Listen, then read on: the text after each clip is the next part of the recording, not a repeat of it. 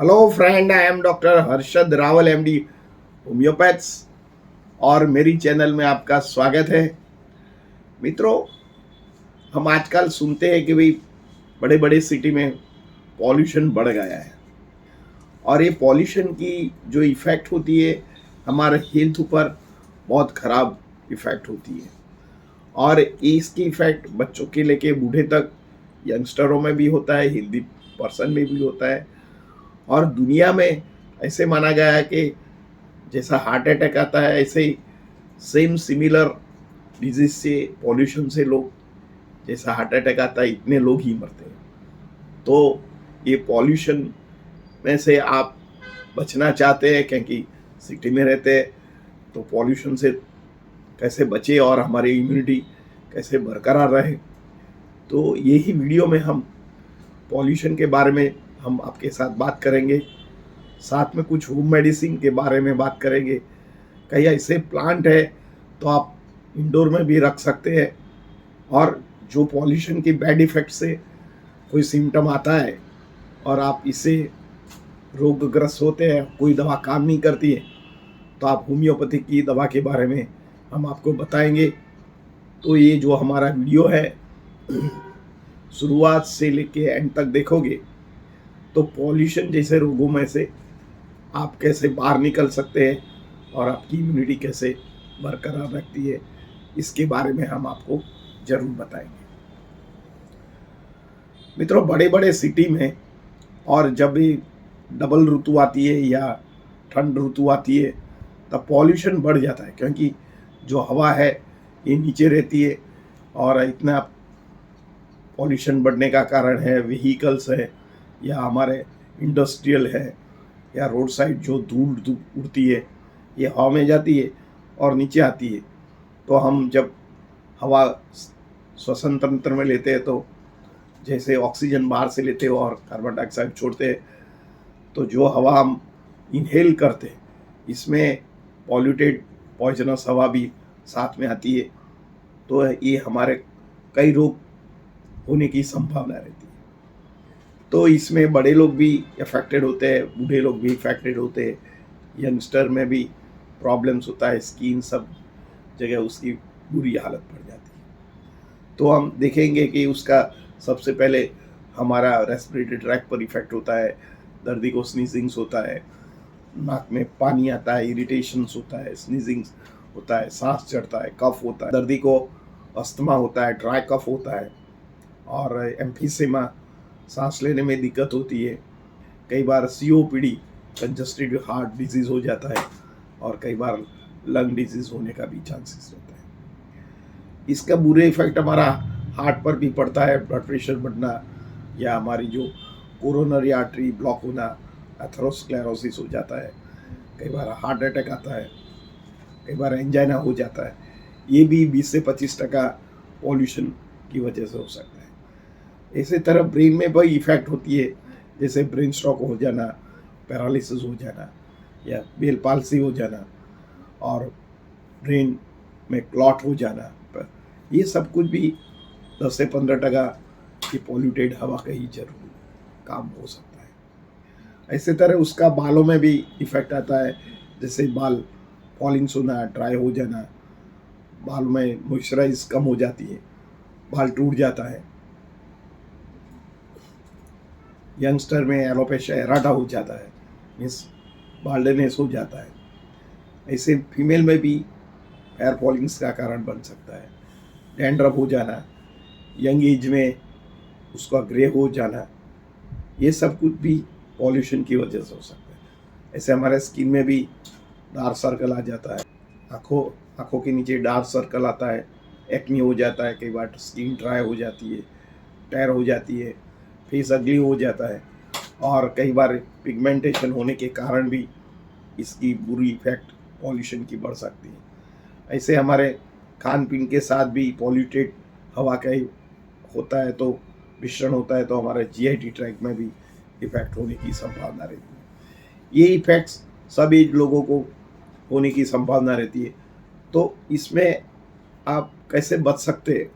तो पहले तो जब आप पॉल्यूटेड हवा में रहते हैं और कोई छूटका ही नहीं है, क्योंकि आप पले पादरे है ऐसे सिटी में, तो रहना तो पड़ेगा। पर आपकी इम्यूनिटी बरकरार रहे तो ऐसे आप कुछ हम आपको कुछ होम मेडिसिन बताते हैं, तो आप ये ज़रूर ट्राई करना।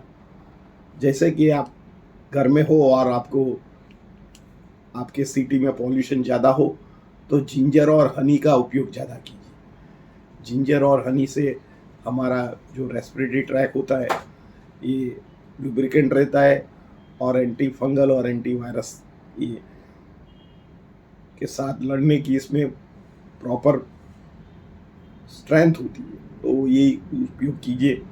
खाने में आप जो ग्रीन टर्मरिक है या आंवला है या लेफिस पत्ते वाली भाजी है, उसका प्रयोग ज़्यादा कीजिए। नाक में आप कोई कैस्टर ऑयल डालिए, या अनु तेल मिलता है वो भी डाल सकते हैं, या आप पानी का 2 ड्रॉप्स डाल के भी वॉश कर सकते हैं, पानी का 10-15 ड्रॉप डाल के नाक में से। प्राणायाम कर सकते हैं, योगा कर सकते हैं, हेल्दी खाना खा सकते हैं। ये सब कुछ हमारा शरीर की इम्यूनिटी बढ़ाता है। प्रॉपर स्लीप लीजिए, और पॉल्यूशन की मात्रा कम हो तब एक्सरसाइज ज़्यादा करो। सपोज अर्ली मॉर्निंग में पॉल्यूशन कम होता है, जैसे व्हीकल कम होता है, तब आप वॉक कीजिए, प्राणायाम कीजिए। आप 15 मिनट प्राणायाम करते हो तो हमारा रेस्पिरेटरी ट्रैक है 24 घंटे तक उसमें इम्यूनिटी बरकरार रहती है। पानी, शुद्ध पानी ज़्यादा पीजिए, खाना कम खाइए, प्रॉपर स्लीप लीजिए, तो भी हमारी इम्यूनिटी बढ़ेगा। क्योंकि शरीर में इतनी इम्यूनिटी फोर्स है, तो कई बार आप देखा होगा कि दिल्ली में 8 सालों से पॉल्यूशन है, कहीं भी लोग 100 साल जीते हैं, ऐसी बात नहीं है। तो पॉल्यूशन की वजह से हम दूर तो भाग नहीं सकते, पर ऐसा करने से हमारी इम्यूनिटी बढ़ती है, और पॉल्यूटेड हवा भी हमारा शरीर में जो भी जैविक तत्व है उसके सामने फाइट करता है। तो ऐसे तरह आप शरीर को तैयार कीजिए, तो ज़रूर आपके पॉल्यूटेड हवा आपको हेल्थ को डिस्टर्ब नहीं करेगा। मित्रों, मैं ऐसे कोई थोड़े प्लांट बताता हूँ। ये प्लांट आप इंडोर रखिए। ऐसे तो आउटसाइड बड़े बड़े जो झाड़ होते हैं या ट्रीज होते हैं, ये दिन के टाइम तो ऑक्सीजन जनरेट करते हैं, पर रात को ये कार्बन डाइऑक्साइड करते हैं, तो ये झाड़ के नीचे सोना जाना भी मुश्किल हो जाता है। पर ऐसे कोई प्लांट है ये 24 आवर्स ऑक्सीजन ही जनरेट करते हैं। तो मैं आपको ये फिगर में बताता हूँ। जैसे प्लांट आप घर में भी रख सकते हैं, आप बेडरूम में भी रख सकते हैं, या ड्राइंग रूम में भी रख सकते हैं, और सालों से उसकी पूजा वो होती है और लोग रखते हैं। तो ये प्रूवन है। अभी मशीन तो मिलता है, पर मशीन कितनी हवा शुद्ध करता है ये मालूम नहीं है। पर ये माइक्रो फिल्टर है, तो आप घर में रखिए, बेडरूम में रखिए। जैसे तुलसी का पौधा है, एरिका प्लांट है, एलोवेरा प्लांट है, बाम्बूस प्लांट है, स्पाइडल प्लांट है, पोथोस प्लांट है, स्नैक्स प्लांट है, और ये स्पाइडर जैसे प्लांट जो होते हैं, प्लांट आप घर में रख सकते हैं। और ये जो प्लांट होते हैं 24 आवर्स ऑक्सीजन जनरेट करते हैं। सपोज आप बैठे हो और इससे 1 फुट रेडिएशन में आप ये प्लांट रखते हैं, तो ये प्लांट 5 मीटर रेडिएशन में ऑक्सीजन ही सप्लाई करता है। और उनके लिए बहुत सारी सनलाइट नहीं चाहिए। थोड़ा भी सनलाइट हो तो एक दिन में आप बाहर रख के तुरंत अंदर रख सकते हैं, तो ये फिर से आपको 10 दिन तक, 15 दिन तक और ऑक्सीजन जनरेट कर सकते हैं। तो ऐसे तरह आपको शरीर को बचा सकते हैं, और आर्टिफिशियल ऑक्सीजन भी ले सकते हैं, जैसे प्लांट में से मिलता है। ऐसे तो कुदरती ऑक्सीजन है, तो ये आपको ज़रूर हेल्प करेगा। होम्योपैथिक में ऐसे 5 मेडिसिन है जैसे ऑक्सीजन जनरेट करते हैं, और हमारा शरीर में जो ज़्यादा पॉइजनस वायु गया है, या पॉइजनस फूड गया है, या पॉइजनस कोई सब्सटेंस गया है, तो उसको एंटीडोट कर देता है।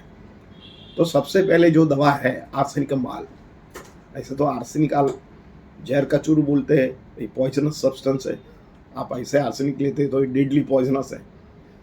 पर होम्योपैथिक का एक सिद्धांत है कि जैसे ये पॉइजन है, पॉइजन को मार देता है, तो उसको होम्योपैथिक वे से उसको डाइल्यूशन, ट्राइचुरेट किया जाता है।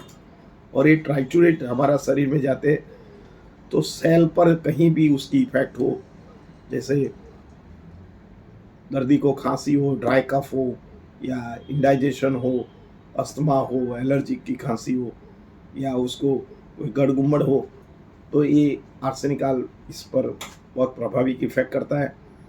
तो आप पॉल्यूटेड एरिया में हो और आपको सांस की तकलीफ हो, खांसी रहती हो और चेंज ऑफ ऋतु में जब पॉल्यूशन बढ़ता है तब तकलीफ रहती है, तो आप आर्सेनिक का 30 पोटेंसी का उपयोग करना चाहिए। मित्रों, सेकंड नंबर की जो दवा है कार्बोवेज, ये कार्बोवेज दवा है, हमारा श्वसन तंत्र पर उसका बहुत प्रभाव है। जैसे ड्राई कफ रहता है, कफिंग रहता है, सांस लेने में दिक्कत होती है, कफ नहीं निकलता है, कफ चौंट जाता है, दर्दी को इरिटेशन होता है और नाक बंद हो जाता है, कॉन्स्टिपेशन रहता है, भूख नहीं लगता है, तब आप ये दवा का उपयोग कीजिए। और ये दवा का हमारा शरीर में ऑक्सीजन लेवल तो बढ़ाता है, पर लंग्स का एक्सपांशन टाइम भी बढ़ाता है। तो आपका जो ऑक्सीजन है डीप ब्रीथ जाता है और ऑक्सीजन और कार्बन डाइऑक्साइड की जो आप ले बढ़ाता है और खून में जो खराबी होता है उसको बाहर फेंक देता है। मित्रों, थर्ड नंबर की दवा है काली बीज। ये काली बीज प्रभावित हमारा नोज के एरिया या साइनस के एरिया में उसका बहुत प्रभाव होता है।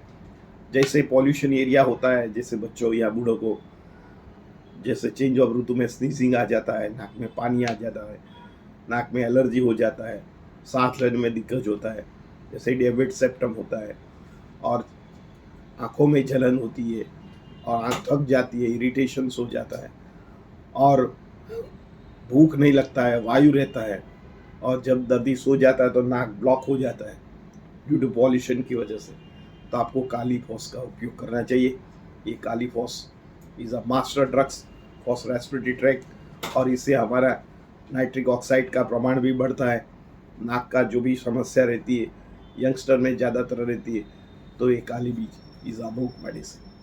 मित्रों, फोर्थ नंबर की दवा है एकोनाइट।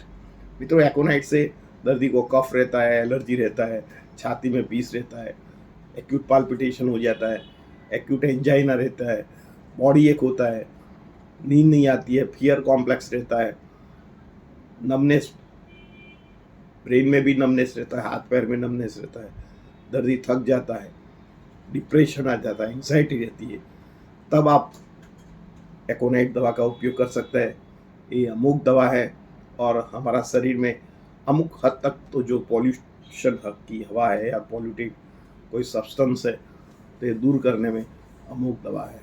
मित्रों, लास्ट जो दवा है ये बहुत इम्पोर्टेंट है, कैलकेरिया कार्ब।